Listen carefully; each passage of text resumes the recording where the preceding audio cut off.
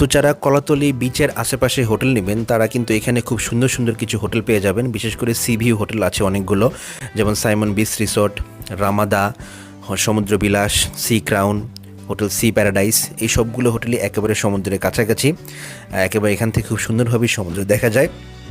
ভাড়া একটু বেশি, তবে আপনার যারা সিভি হোটেল নিতে চাচ্ছেন তারা কিন্তু সুন্দরভাবে এই হোটেলগুলো চুজ করতে পারেন। এই হোটেলগুলো সম্পর্কে আমার ভিডিও আমার চ্যানেলে আছে, যে দেখে আসতে পারেন। এবং পজিশন খুব সুন্দরভাবে আমি ভিডিওতে বুঝিয়ে দিয়েছি, ডিসক্রিপশন বক্সেও লিঙ্ক দেওয়া থাকবে, ওখান থেকেও আপনি দেখতে পারেন।